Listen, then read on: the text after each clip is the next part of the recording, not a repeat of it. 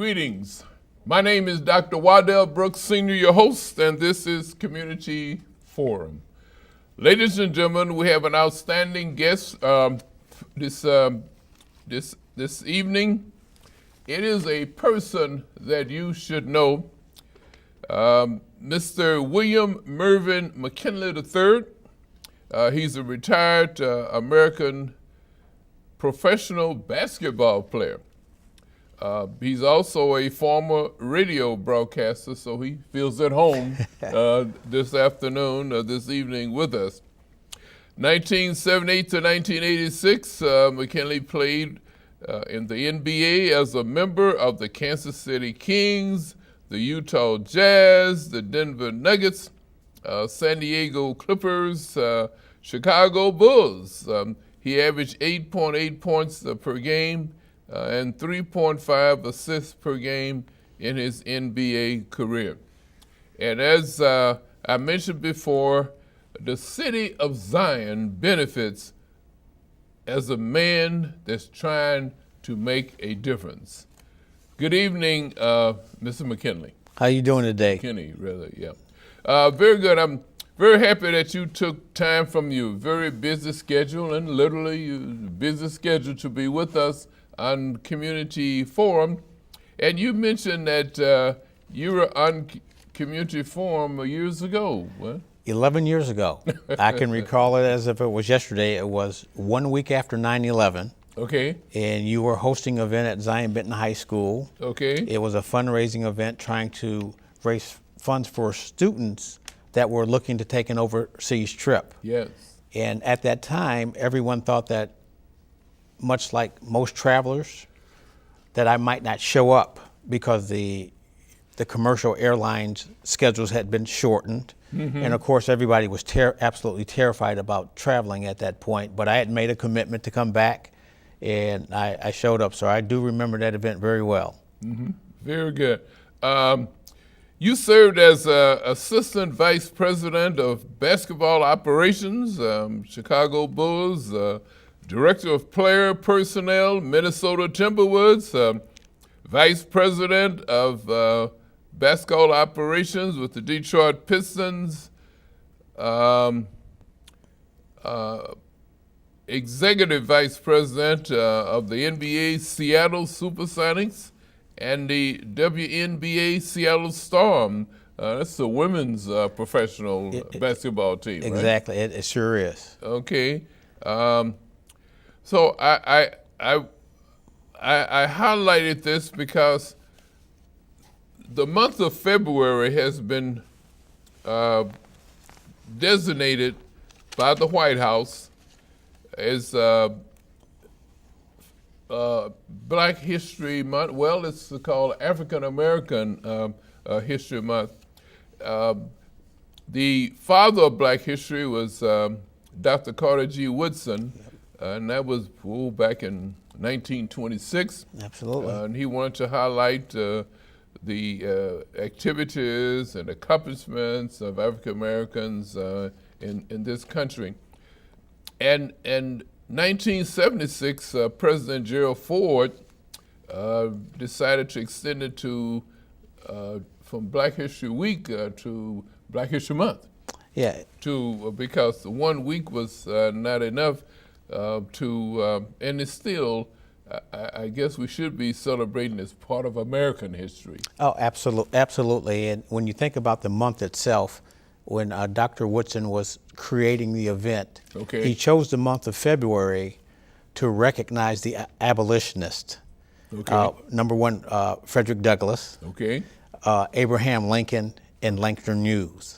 Okay. So their birthday was in that month as well, and so he chose that month for Black history, and he felt that Black history wasn't a part of the educational curricula in the high schools, and thought that was important that our people were recognized for their contributions in helping build our nation. Mm-hmm. Mm-hmm. So it's more than just Jackie Robinson, Oprah Winfrey, and Jack Johnson and so forth. It's more than that. Oh, absolutely. And today I was on a panel at the College of Lake County called Black history makers in the county. We had Mayor Sam Cunningham, first African American mayor of Lake County. We had psychologists, Waukegan, excuse me, of doctors. We had psychologists. We had judges. Reginald Matthews was the second African American judge in Waukegan. Okay. And so there was a wide range of professionals that were there, and that's one of the things that we have to recognize. While a lot of people in the sports world get attention, there are people that are working behind the scenes and making really important contributions to our society. You go back to Eli Whitney in the cotton gin. Okay. George Washington Carver, who invented peanut butter. So there's a lot of contributions made throughout our society by African Americans, and people need to know about that. And it's just not the sports realm. Right. As a matter of fact, I have. You probably been. Oh, by the way, there's been 1,001 black inventions by blacks. Now, this is just a supplement that I have, 1,001. But there are many others, and you mentioned about the different academics and sports and all over, all types of the filament of the light, for example, we wouldn't be able to see, and many others. But, you know, one thing people have not realized, but the first president of the United States of America was a black man. His name was John Hanson, Hanson, and his picture appeared on a $2 bill. It's a $2 bill that his picture. Now, you say, well, what do you mean, Brooks? Well, that was 1781 and 1782, and it was before the Constitution of the United States was signed. This was the Articles of Confederation that he was the president of. George Washington was the 8th president of the United States. And I mention that because I'm sure some of our listeners are going right to Google and check and see whether Brooks is correct on that. But John Hanson was a black man. He was a Moor. And the Moors at that time were considered black. As a matter of fact, Beethoven was the greatest pianist of all times. Was a Moor, so he was a black man.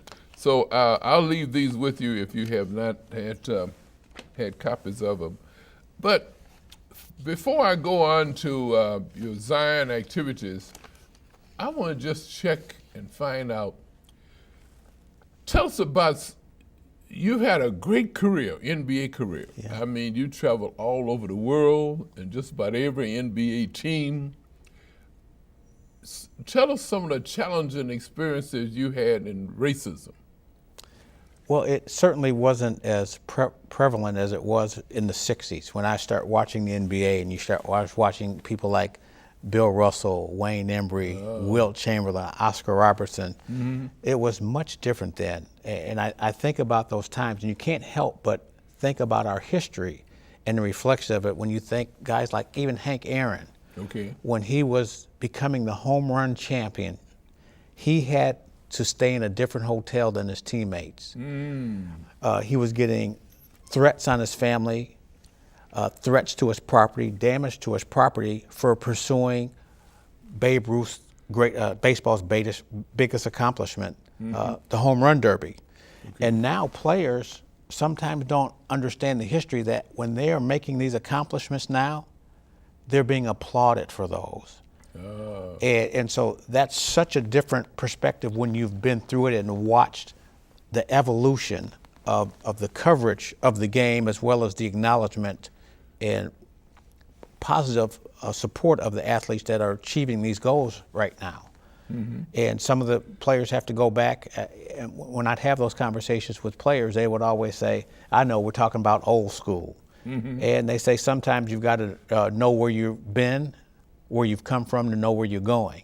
And so it's always remarkable to look at the changes in the game. For example, the salaries now, how much they've changed from the time I was playing. Tremendous. My rookie year, the minimum salary was $35,000. The average salary was $150,000. And by the time I finished playing, the minimum salary was $70,000 and the average salary was $300,000. Now, the minimum salary is in the neighborhood of $500,000 and the average salary is close to $10 or $11 million a year. Wow. So players are making more in a year than a lot of players, the great players. When you think about Jerry West, you think about Oscar Robertson, Wilt Chamberlain, those guys didn't make that in throughout the course of their career. So there's been a lot of changes to the game, including the racial aspect of it. You look at the makeup of TV and coaches and general managers. I was the first African-American executive in Chicago Bulls history in 1987. And now I look at the front offices now and the coaching on the sidelines. You're seeing a tremendous change, not only in basketball, but also in football and in baseball and other sports. Well, tell us about, this probably wasn't discrimination, but you excel regardless of your height. You're only 6 feet tall, and tell us about the records that you achieved. Wow. You mentioned in Chicago, I guess Northwestern University? Yeah, Northwestern University. I went there I was recruited there in a class of 5. Okay. And I wasn't even considered the best player in that recruiting class. But when I left Northwestern, I left as the all-time leading scorer, something that I, of course, didn't plan or think would happen. I just wanted to prove I could play. Yeah.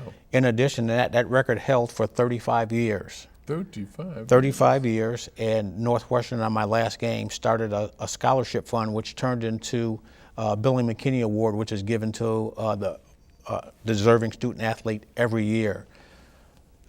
So when you get back to size, there's an old expression that I used, and I'm sure you've heard it. It's not the size of the dog, it's the size of the fight of the dog.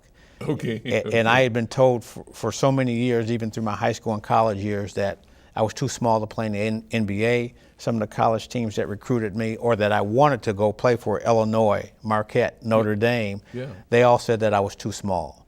So you develop a little chip on your shoulder, and not to prove people wrong, but to prove to yourself that you're not going to allow other people's limitations define who you will be or what you will become. Wasn't Dick Nixon that played at Marquette, wasn't he a 6-footer, or was he low? It was Dean the Dream Meminger, actually. It was one of the best defensive players in the country at that time. I remember Dean the Dream, and I remember watching a game on television years ago where Rick Mount went into Marquette and lit Dean the Dream up for about 40 points on national television. But during my time in the NBA, the small player was kind of an aberration. You had to be exceptional. And there were a couple of guys there. I think about Nate Archibald, who led the league in assists and scoring. Calvin Murphy was one of the greatest players in college basketball history and in the NBA. Okay. You had to be that exceptional, a great scorer to get into the NBA. So point guards, they thought at that time, were a dime a dozen. So I had to find a way to fight my way onto a roster when they only had 21 teams, not 30, and 15-man rosters. Well, what did they call you? The crazed hummingbird? Yeah, the crazed hummingbird. I came across that a couple years ago. I think a gentleman from Italy tapped me with that. Okay. And it was because of the way I played. I played very hard with a lot of intensity, a lot of emotion, and I looked like probably a crazed hummingbird or the Tasmanian devil in a lot of cases. I believe that I had heard a lot about you. I didn't get a chance to see you play very much in Zion or Northwestern, but you were born to excel. I would say that I would say that I'd have to give that credit to my mother. My mother was my hero and greatest role model. Okay. She raised 6 kids by herself on a 6th grade education. Wow. And I came from a home where my father, before they were divorced, was an alcoholic and physically abusive. And my mom, at the age of 7, moved us from North Chicago to Zion. And she taught me a lot about, the first important thing was to not let people's perception of you become your reality. To get your education. She didn't want her kids to live the way she had to live. And I can recall her working 3 jobs to put us in a home. And I think back in that time in the 60s, you think about a single African-American woman with 6 kids, putting her kids in a home, not an apartment building, was absolutely amazing. And I never understood how poor we were until I was probably 25 years old. But we had what we needed. Okay. Didn't have what we wanted all the time, but we had what we needed. But she gave us those core values that helped me to excel. Really did. Watching her, and I can remember going with her and cleaning houses in Lake Forest and Lake Bluff and Highland Park, and her saying that, just remember this, son, whatever you achieve in life, I don't care how big your house is, what kind of car you drive, how much money you make, it doesn't make you better than the next person. Okay. So it was those lessons of humility and being humble throughout success that kept me grounded through years. Church made, and if we could get these millenniums and the youngsters involved in church activities, it means a lot, because she was active in church, and that was the Whitehead family, right? And Absolutely. I remember Deacon Whitehead played a great role in my life too. Oh, absolutely. And I can remember being baptized at Mount Sinai Baptist Church in North Chicago on 18th and Dickey by Reverend Kilgore. Oh, yes. So that goes back quite a back. ways. When I was 5 years old, I made that commitment, and my mother kept us involved in the church. And of course, all of my uncles, my Uncle Bob was involved in church. My Uncle John was a assistant pastor at Shiloh Baptist Church. My Uncle Earl, all great role models that helped, in spite of not having a father, they really helped raise me and keep my core values intact. Well, what we'll do now is with all of that background that you have, what piqued your interest to return home to Zion? That's a terrific question. I was, as you mentioned, my career, my NBA career took me everywhere. Right. I mean, across the world, but I lived in 10 different cities and working with different organizations as a player and as an executive. Okay. And in 2008, I had an opportunity to join the Milwaukee Bucks front office. Oh. And I was really excited about that because it brought me close back to home. Ever since I left Chicago and had gone to Minnesota, I'd been in every other state other than in the Midwest. Okay. And so living in Milwaukee gave me the opportunity to spend the last 4 or 5 years of my mother's life with her, which was precious. And I lived downtown for 5 years, and when she passed away in November of 2012, she left the house to me and my sisters. My sisters live in, one lives in South Carolina, Beaufort, South Carolina, the other lives in Temple, Texas. What are you going to do with the house? And I said, you know what, I'm going to fix it up, and I think we're going to sell it. And as I started fixing the house up, I realized that I couldn't sell it. I couldn't rent it, because this was my mother's legacy to our family. 50 plus years in that house. And it was her legacy of what she built for us with her limited education and the 3 jobs that she had to work.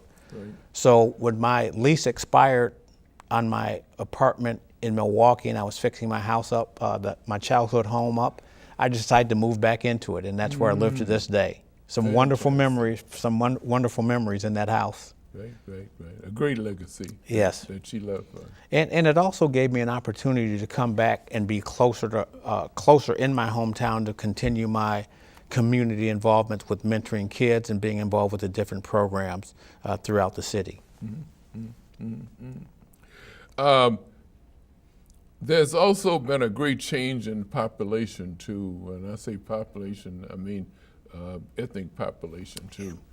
That it's been quite a turnaround. Right? It absolutely has. When I think about Zion in 1962, when we lived there, it's probably 10% African American population, very limited Hispanic population, and now the statistics say that it's 33% African American, 33% white, and 33% Hispanic. So we have a very diverse culture there, and I think that is great for the city.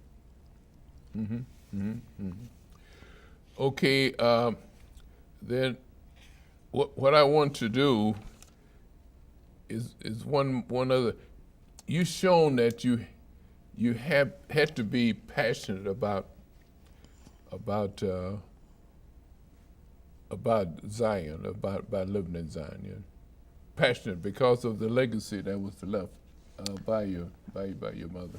Yeah, it's not only the legacy that was left by my mother, but I think about the people in Zion that came before me that raised me. And they say it takes a village to raise a child. Right. An old African proverb. And I felt like, in spite of not having a father, there are a lot of father figures in that community that looked after me. And they came from all walks of life. They weren't professional athletes. Okay. They weren't doctors. They weren't lawyers. They were what people call the average people in the community. It was Coleman Bass across the street who had carpentry skills and put my basketball hoop up on my garage, which I couldn't do. It was John Somalian, who was a police officer, that got me involved in Little League baseball and football, and then understood my interest in basketball and took me to every varsity road basketball game when I was a freshman in high school.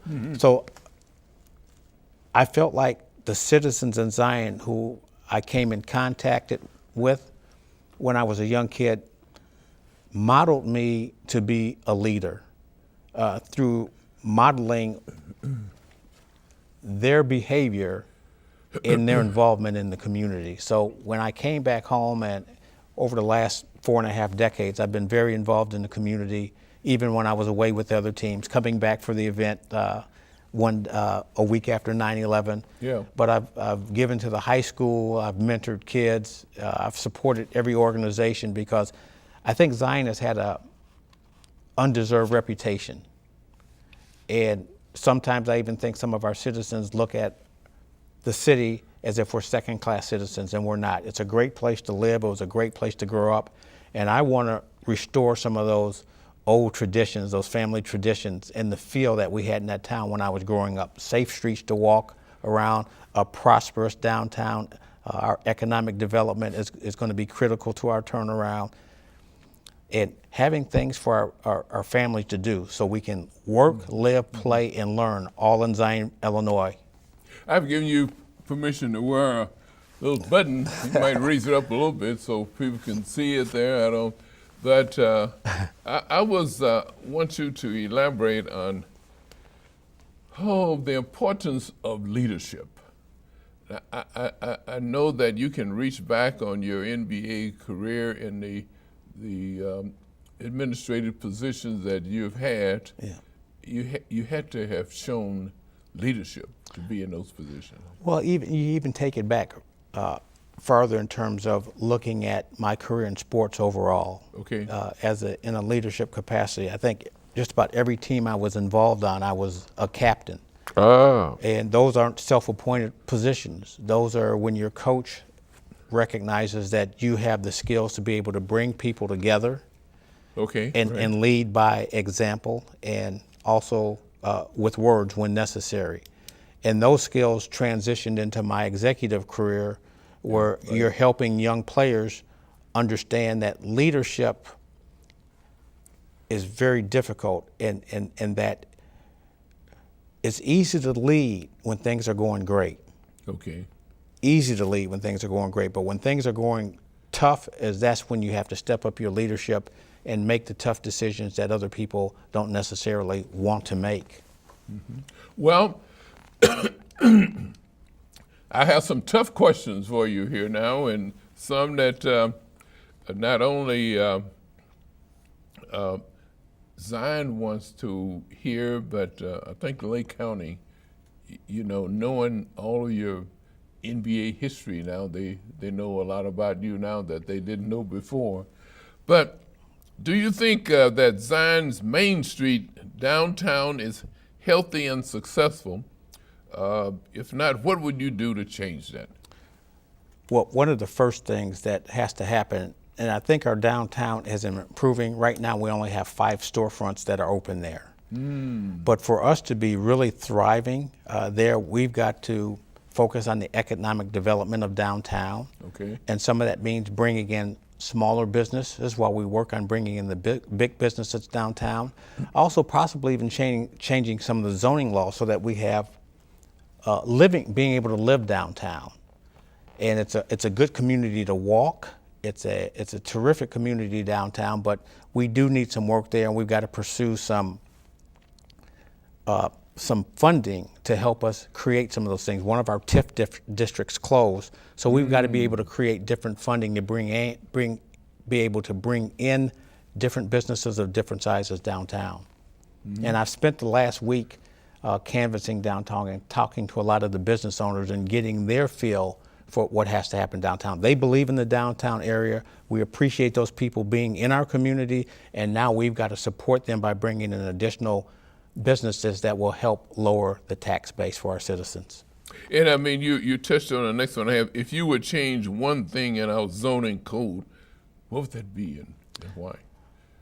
Well, we have different areas of downtown. We have, while our average age in the city of Zion is 37, okay.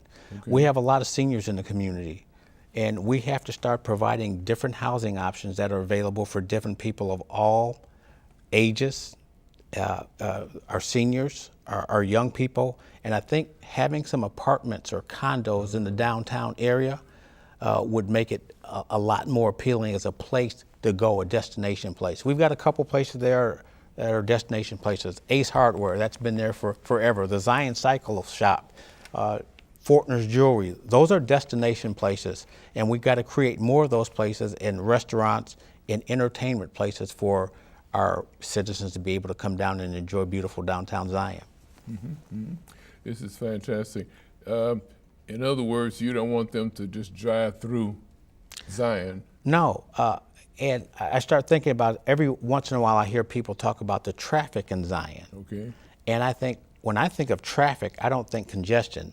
I think when you have traffic in a downtown area, it's signifying that you have a healthy downtown because people aren't just driving through. Okay. They're stopping to visit one of the businesses down there, the Violet Banquet Hall, which I held my kickoff party there, and that's a fabulous venue for that, as well as some of the events they hold there. So congestion and traffic is good.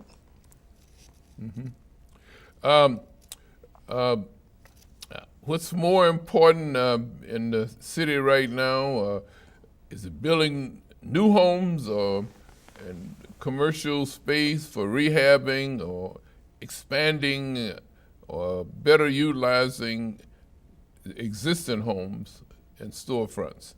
I guess that's that's a mouthful there. Yeah, it is, but it's really a little bit of all of those things. Okay. We've got some beautiful historical buildings and homes in Zion those have to continue to be refurbished.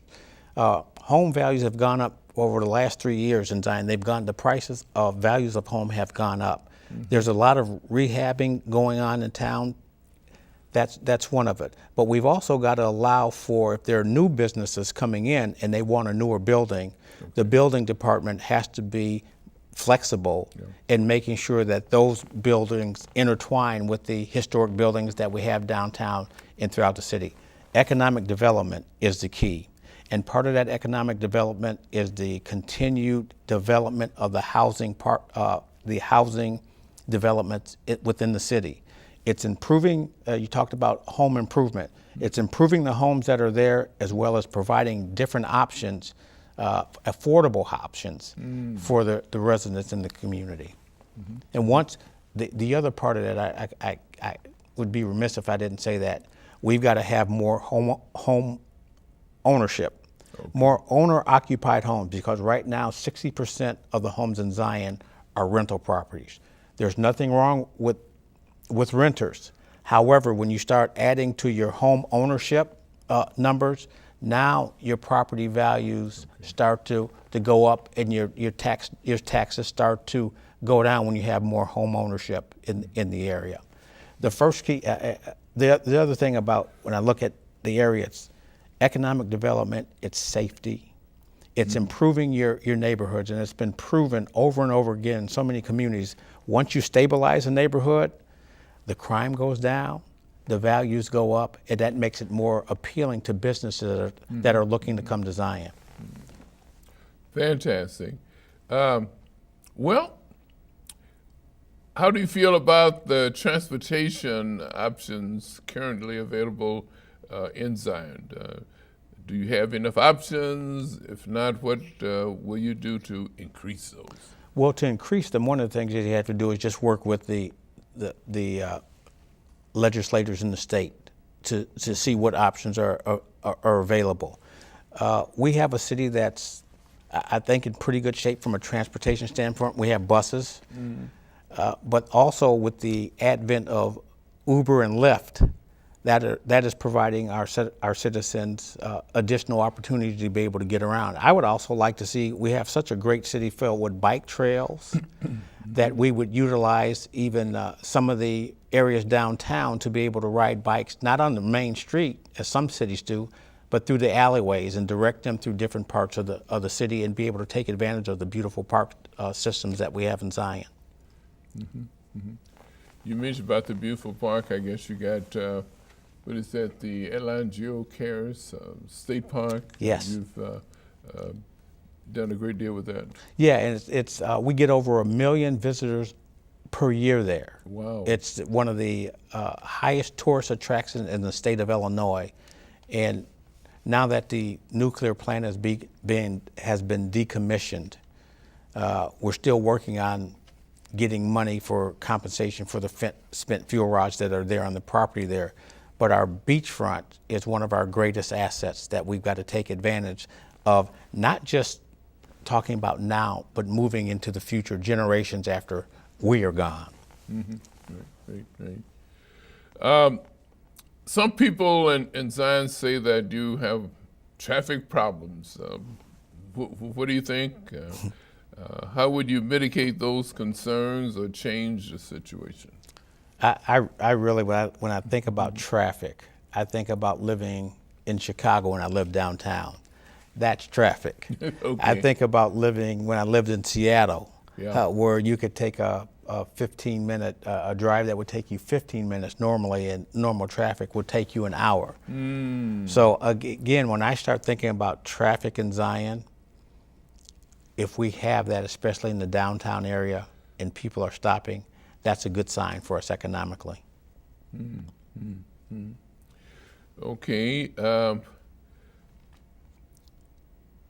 We say that if you, how is that if you don't plan, what you plan to fail If you don't, yeah, I understand the expression. Right? I'm just trying to get it right in my mind too. if you don't plan If you don't, if you fail to plan, yeah, you plan to fail. right. Is that how are you planning to succeed? Well, to start off with, one thing, when I started, when I let people know that, announced my candidacy for mayor, I got a lot of questions about what's your platform? Okay. And I'll have to take you back a little bit. 1992 was the last time the city's comprehensive plan was addressed. Wow, 92. And as part of the city council, we adopted a new plan in 2015. That plan was developed by a group called TESCA Associations, and this is their business. And they worked with a large variety of groups of citizens with Zion to have input on what our future would look like as a city. Economically, how we're gonna, the housing market, the business sector, re-establishing and redeveloping the historic core of the city, as well as the I-73 corridor, which we have a lot of opportunities for business there. So my plan all along was to follow that plan that was in place. And a large part of that plan, Dr. Brooks, was improving the housing market. And that's the area that I've overseen for the last 4 years. And again, it gets back to one thing when you start talking about housing. You can bring in new housing, affordable housing, that's versatile for a large sets of people, but it first starts with the improvement and stabilization of your neighborhood. So as a city council, those are the plans that we're following by the experts. So that's how we plan to succeed, by following the comprehensive plan that was adopted in 2015 and worked on by tons of citizens that care about our community. I may throw this in here. At one time, Zion was a non-alcoholic city. Yes. And from time to time, and I guess most of the cities are going away from that, going to, I know my city is going beer and wine and slots and so forth, you know. Sure, the gaming cafes. But what happened to Zion to lose that? I would say the entrance of, well, I guess citizens from outside the city coming in and turn it around. Well, you can look at it that way, but let's look at it from a financial standpoint. I know that the Zion citizens spend $36 million a year on alcohol. Okay.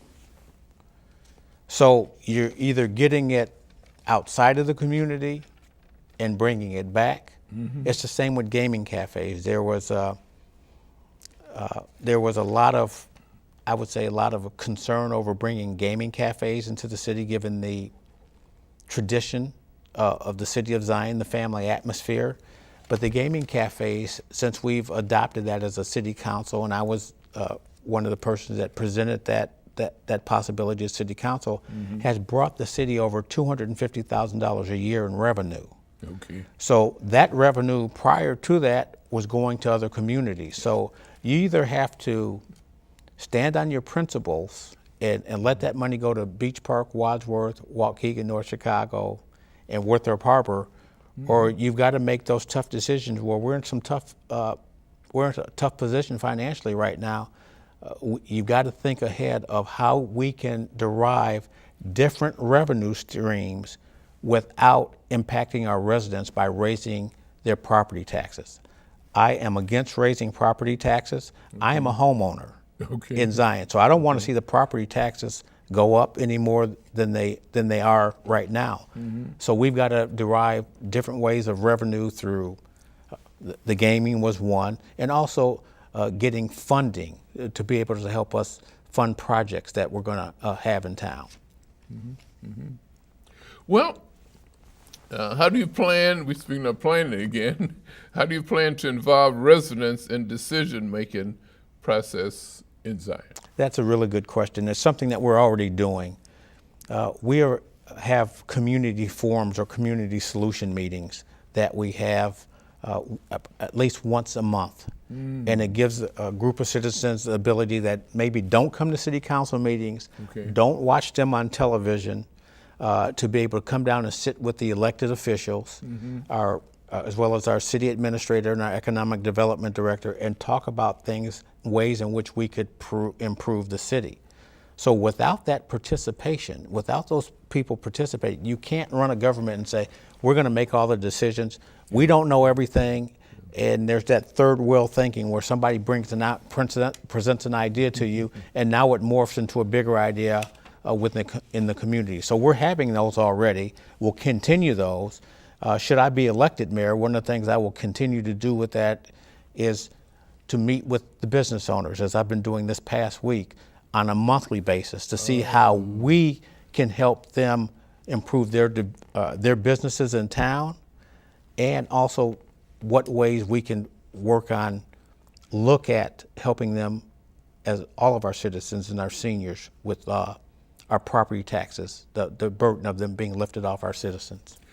That's a very professional approach too. I noticed that the village, I guess, of Gurnee, excuse me, their mayor meets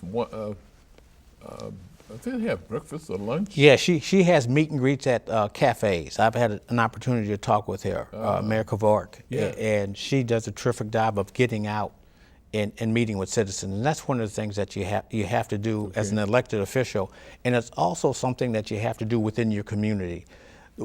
When I look at communities and I look at how communities were, how do you say, how they were established years ago, you knew your neighbors. Oh, that's right. You knew your neighbors. You knew what kind of car they drove. When someone new came to town, and I still do this to this day in my neighborhood, you go out and you introduce yourself to them and ask them how you can help their transition into your neighborhood and your city better.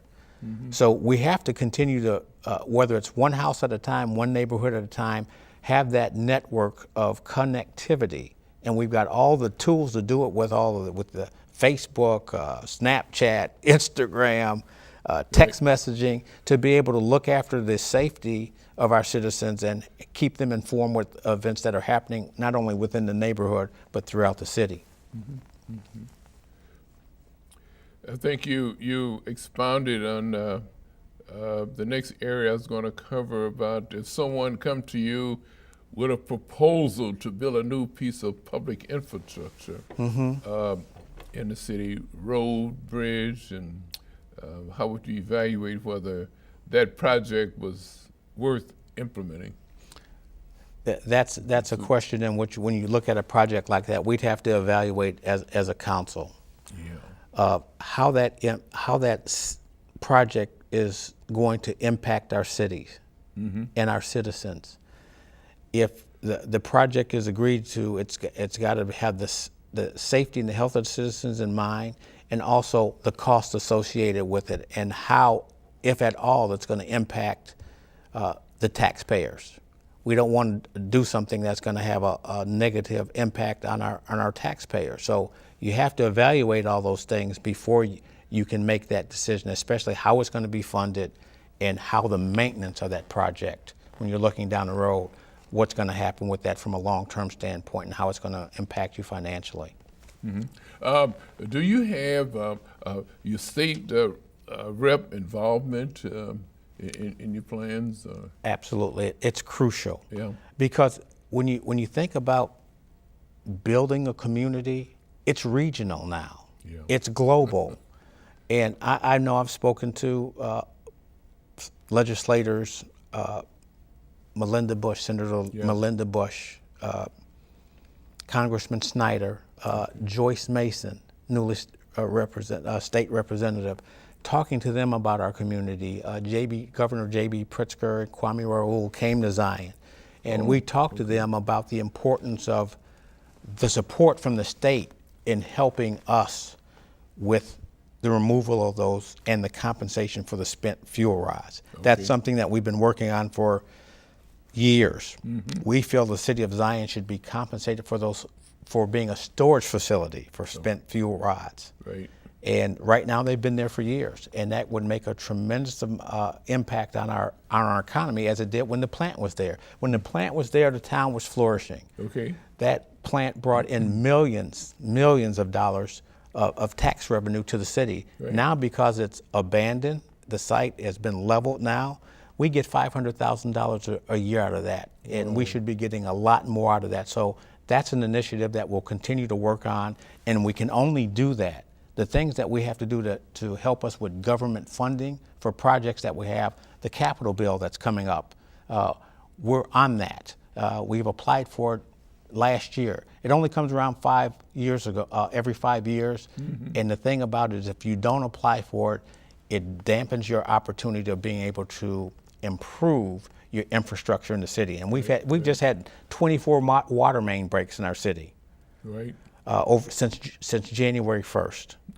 So that kind of funding from the government and looking for other funding for us and working with the state representatives to do that is critical, not only to Zion, but the cities that surround us. Because what impacts Zion impacts North Chicago, Waukegan, Winthrop Harbor, Round Lake.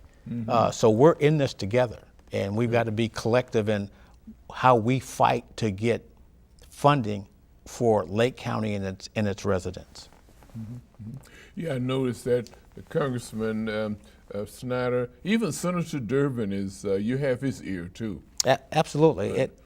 It's part of whether it's local politics. You realize, much like being on a team, I'll have to give that analogy, that you can't do things by yourself. You have to be able to form partnerships with people. And one of the things that I've been able to do over the years is maintain partnerships and friendships from people from every walk of life that I've been associated with. And as I've ventured into this political arena, I can't tell you how many people have called me and offered help and guidance, helping me to learn what I don't know, where I need to go to be able to secure the help we need for the betterment of our city. And you have also what is the Illinois mayors group that also is a Illinois Municipal League, I guess. Yes. Also volunteer help too. And that's one of the areas, again, should I be elected mayor, that you have to be involved in those different efforts and working with the county and state legislators to be able to find the resources to be able to bring to the city for help. Tough question. They all are tough questions, I guess, But if elected, what 3 steps would you take to put Zion on a firmer financial footing? Again, That's a tough one. it's tightening our belt, which we've been doing under the city council in terms of controlling spending. Economic development, again, I have to get back to how important that is for our city, to appreciate the business that we have there, but to bring in businesses that aren't there. But we also have to be able to create programs for entrepreneurs in our city, different forms of bidding. Our city has gone from, in most of the area, you think about John Manville and some of the businesses that were here, Zion is becoming a service industry city. So we've got to be able to bring in not only the bigger companies, but the smaller companies, provide for learning opportunities for entrepreneurship in order to continue with that economic development plan. And again, I get back to one thing: the housing market is an essential part of it. Right. Okay. If we're talking about money again, if you received the $1 million grant to use for the city any way you want it, what would you do with it and why? First of all, $1 million would be huge for Zion. And with that money, there are several things that you could do. One would be pay down some of the current debt that's involved with the city. 2 would be to create a program and being able to help our citizens and our seniors offset their property taxes, to be able to assist them with that. 3, again, I think it gets back to helping small businesses to be able to thrive, to grow and to thrive in there, and also using some of that money for infrastructure.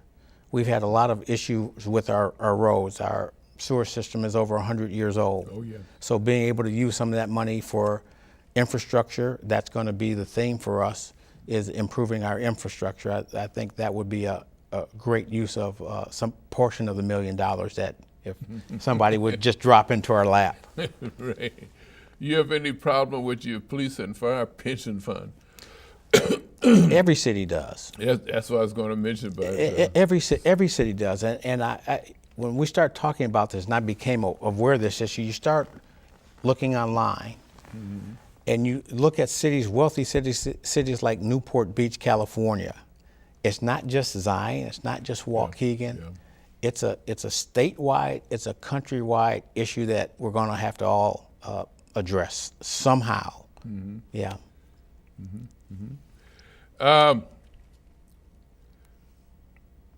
Now, what about in the city of Zion? I guess it's personal. What neighborhood do you live in? And what are your favorite places to spend time in Zion? Well, I live on the southwest side of town, and my family has resided there. The McKinney family has resided there for, wow, 56 years. Wow. I love that area because in that area we have, even when I was growing up, it was diverse. We had a good mix of people of different ethnicities in that area. Some of those people still live there. Wow. So I love that area of town, but I also like to take my bike out. We've got great bike trails, and I'll ride or walk, as I do a lot in the wintertime when I can't ride my bike, from one side of the city to the other. And it gives me an opportunity when I'm either riding or walking to really to assess a lot of the different neighborhoods and what we need to do to improve those neighborhoods. But it's hard not to like the Park District. The Shiloh Park is one of my favorite areas in town. And it brings back such great memories because there you've got the swimming pool, you had the library at the time, you had the pond, you had so many activities that you could do there. You have concession stands there, you had the 4th of July Carnival. So I really love all parts of the city. Okay. And I'm enjoying the fact that we're opening new restaurants downtown in Zion to be able to dine there on a regular basis. So I love the whole city. There's a lot of great things about it. What about lakefront activity? We mentioned about the hotel there, but is there any idea about expanding activities on the lakefront? Any opportunity there? Well, on one part of the lakefront, yes. Where the nuclear plant was located, that is going to be a future area of expansion. And when I look at the city and I think about that area, what it could be, you got our greatest resource, Lake Michigan, right there. Oh, yeah. And being able to have an entertainment complex down there with homes, with retail. It's close to the train station, so maybe it's a place where people can come in and buy an affordable home, jump on the train, head to Chicago, and then come back and be close to that area. I think that the lakefront area for me has always been a diamond in the rough. One area that we didn't touch, and we almost made it through the program without touching it, the gang involvement and crime in Zion. Yeah, that is unfortunate, and the scary part about that wasn't part of the Zion I lived in when I was growing up. Okay. But it's become a part of it when we're centrally located between two major cities. Okay. We've got a smaller police staff, but a great police staff than Milwaukee and Chicago. Okay. So we get those influences from both cities, and you've seen that with the migration of people from Chicago to Zion because we've got affordable housing. Okay. You see it from Milwaukee. We've got affordable housing. And so when you bring in all those ingredients, you bring in a different element, so to speak, a different component Okay. that are not always schooled in the ways of how things are done in Zion. So what we have to do is we have to reorientate our culture that we had years ago. Now we're working on a program right now when you talk about the police department with a company called Ring. And Ring is an app that you can put on your phone, but you can answer your doorbell or who's coming to your door from anywhere in the world. And Sacramento, California was one of the cities that Ring utilized as a test market for this product. And they put it in one of the worst cities in Sacramento, one of the worst neighborhoods in Sacramento, and the crime in several months decreased by 30%. So we're looking at funding right now to be able to bring that concept to Zion to be able to help our citizens get more safety and also help our police focus on the real major task of the crime fighting and different things like that, of that nature. Mr. McKinney, there are three types of people in the world. There's one that make things happen, that one group that watch things happen, and there's the other group that wonder what happened. So I think our listening audience can put you in a category of making things happen. And I want to thank you very much for spending your time to tell us how to make things happen in the city of Zion. What about your ultimate goal? What's the ultimate goal for Mr. McKinney? My ultimate goal, and you learn this over time, it's not about accumulation of things or money. Okay. My ultimate goal is to remain healthy, to remain happy, to remain productive, and continue to give back some of the blessings that I've received over so many years. I want to thank you very much. All right. And like I mentioned at the top of the program, for taking time from your very busy schedule, literally your busy schedule, to be with us on Community Forum to let Lake County know that Mr. Billy McKinney is more than just an NBA basketball star. Thank you. Ladies and gentlemen, this has been Mr. Billy McKinney, resident of Zion, Illinois. He's a retired American professional basketball player and a candidate for mayor in the city of Zion. This has been Community Forum. My name is Dr. Waddell Brooks Sr., your host.